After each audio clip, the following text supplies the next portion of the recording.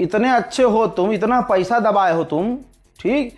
तो वो जो फंड था तुम्हारा पीएम केयर फंड, इतनी केयर है जनता की, तो तमाम जनता के अकाउंट में जो नौकरी कर रहे हैं या बेरोजगार हैं उससे फर्क हटाकर, फर्क ना करो, सबके अकाउंट में 10-10 हज़ार रुपये महीना डालना शुरू कर दो। जब तक ये जंग खत्म नहीं हो जाती, इलाके में सब चीजें नॉर्मलाइज नहीं हो जाती, इतनी तुम्हें परवाह है भारतीयों की। दोस्तों, भारतीयों ने भी मोदी को मुंहतोड़ जवाब देना शुरू कर दिया है। जो भारत के अंदर मोदी या कहीं भी जाकर मोदी बोलते हैं, जनता सुनकर उसका उल्टा करती है। ये रिपोर्ट देख लीजिए, आज तक के सोर्स से आपको बता रहा हूं कि जब मोदी ने कहा कि सोना मत खरीदो, तो हाल ये हो गया है कि गोल्ड खरीदने की होड़ मच गई है।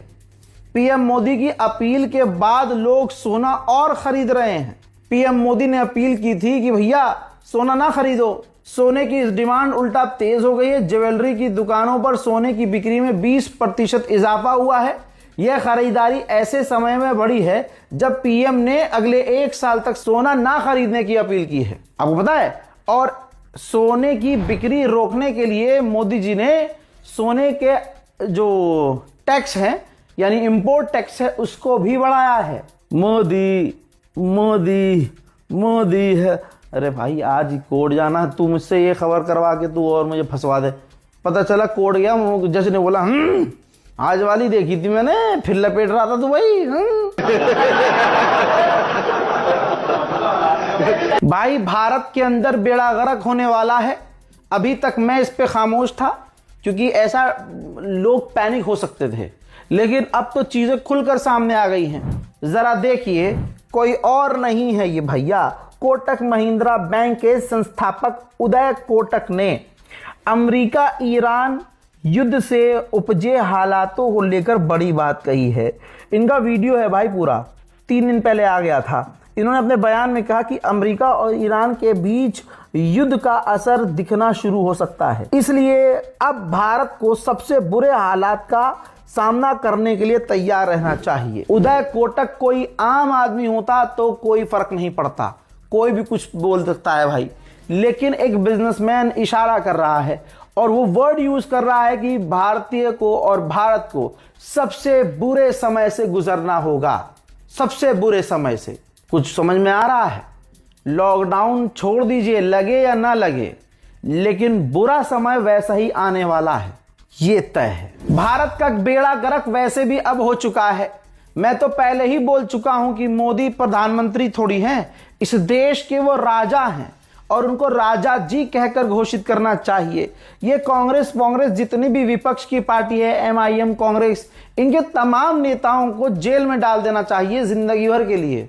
हमारा राजा तो यार मोदी है, और चुनाव काहे का भाई, इतना पैसा खर्च करना खत्म करो। जीते मोदी हैं और अब मोदी जी ही रहेंगे, कितना भी कुछ कर लो। मैंने चुनाव में कोई अपडेट नहीं दिया क्योंकि मेरा दिल जानता था, मुझे मोदी जी की मोदी जी की ईमानदारी पर पूरा भरोसा था कि किस लेवल पर वो इस चुनाव को ईमानदारी से लड़ेंगे और जिसका रिजल्ट ये होगा कि हमारा प्रधानमंत्री राजा है और राजा था और राजा ही रहेगा। रिपोर्ट आपको बताऊंगा, लेकिन उससे पहले एक बार फिर से बच्चों का भविष्य टेंशन फ्री कर दिया है मोदी जी ने, इस बीजेपी सरकार ने। कैसे भाई, बच्चे पढ़ते हैं लिखते हैं तो माँ बाप का प्रेशर होता है, भैया जल्दी पढ़ाई पूरी कर, नौकरी पे लग, कमा, हमें कमा के दे, फिर हम तेरा ब्याह करें।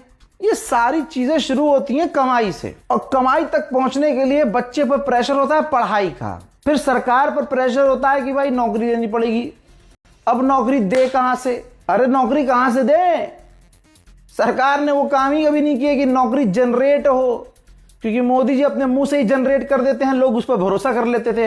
हाँ, 2.5 करोड़ नौकरियां रोज, ओहो यार मोदी जी यार क्या गजब ही है। अब ये देख लीजिए, सारा सॉल्यूशन एक झटके में बीजेपी ने कर दिया, पेपर लीक करवा दिया नीट का। अब आप कहेंगे कि रजा भाई डिटेल में बताइए, तो मैं कहूंगा मुन्ना डिटेल देनी ही नहीं है, क्योंकि सब चीज एक पॉइंट पर खत्म हो रही है। हिंदू संगठन, हिंदू समुदाय मुंह में कुछ चीज फंसाकर खामोश बैठा है, इस पर चीखा चिल्लाया नहीं है। क्योंकि नीट का पेपर ये देख लीजिए, जो लीक किया है जिस व्यक्ति ने, आज तक ने फ्रंट पर नाम नहीं लिखा है, लेकिन जब आप इसकी पूरी रिपोर्ट खोलेंगे तो पता चलेगा शुभम खैरनार नाम का एक व्यक्ति है, उसने नीट का पेपर लीक करवाया है। हजरात 10 लाख में इसने नासिक के अंदर से 10 लाख का क्वेश्चन पेपर खरीदा और हरियाणा में 15 लाख का बेचा। अब यह गिरफ्तार हो चुका है, बच्चों की जिंदगी बर्बाद हो चुकी है, सीबीआई जांच शुरू हो चुकी है, पेपर तो कैंसिल हो चुका है। अब कितना ही शोर मचा लो, ऐसे ही बच्चे बेचारे, इनका पेपर लीक होता रहेगा। 22 लाख से ज्यादा बच्चों ने एग्जाम दिए थे, उनका बेड़ा गर्क हो चुका है।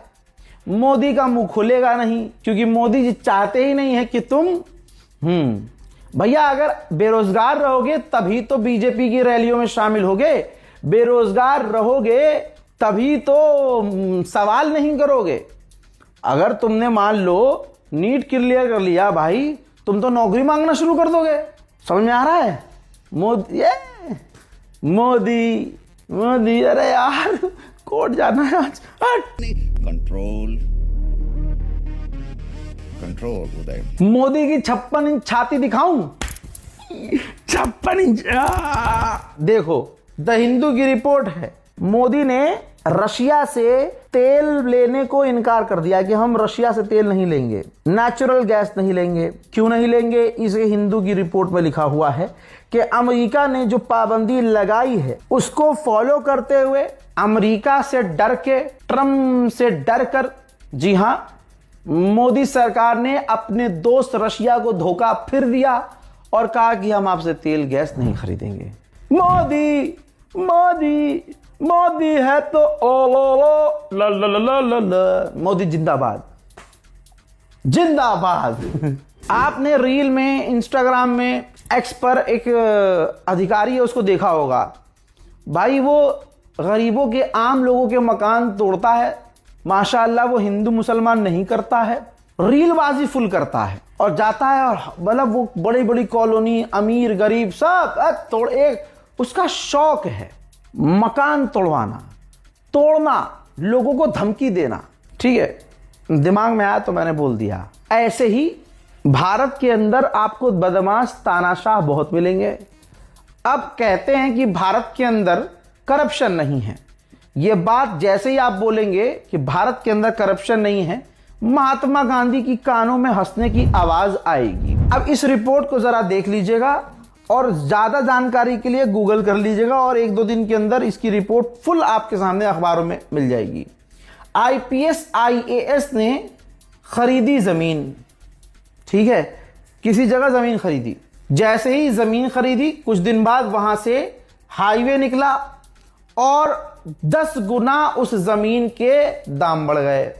इसका सीधा मतलब मैं कैसे बताऊं, क्योंकि इस खबर में कुछ चीज घूमी हुई है ही नहीं। यानी करप्शन का यह लेवल है कि अधिकारियों को अगर पता चल रहा है कि अच्छा वहां से निकलने वाला है हाईवे, 4 महीने बाद, 6 महीने बाद पास हो जाएगा, अच्छा खुद जाकर वहां पहले जमीन खरीद ली। अब वहां से जब हाईवे पास हुआ तो IAS IPS हो गए मालामाल वीकली। मोदी एक और सुन के जाओ। जब 3 साल पहले मैंने कहा था कि मोदी सरकार ने हमारी फौज को कमजोर कर दिया है, हमारी सेना की टांगे तोड़ दी हैं, तो लोगों को बुरा लगा था, बहुत बुरा रहे सेना के खिलाफ। नहीं, मैं कभी अपने मुल्क के, आप देखना, मैं अपनी कभी फौज के खिलाफ नहीं हूंगा कभी। हम फौज को जानते ही कितना है, उनकी प्रॉब्लम्स को कितना जानते हैं कि हम उन पर कोई टिप्पणी करेंगे। लेकिन फौज को कमजोर तो किया है, मोदी की नीति ने इस पूरे भारत को कमजोर किया है। TV9 भारतवर्ष देश का टॉप लेवल का गोदी मीडिया है, ठीक है, चाटुकारिता करता है। उसने भी अपने सोशल मीडिया प्लेटफॉर्म पर यह रिपोर्ट शेयर की है। जब गोदी मीडिया ही रिपोर्ट शेयर कर दे इस तरह की जो मैं आपको बताने वाला हूं, तो मामला कितना गंभीर होगा। यह रिपोर्ट देख लीजिए। सवाल किया गया सरकार से कि क्या ड्यूटी के दौरान मारे गए अग्निवीर को दूसरे शहीद सैनिकों की तरह उनके परिजनों को लाभ पाने का हक है, यानी उनको क्या पेंशन मिलेगी।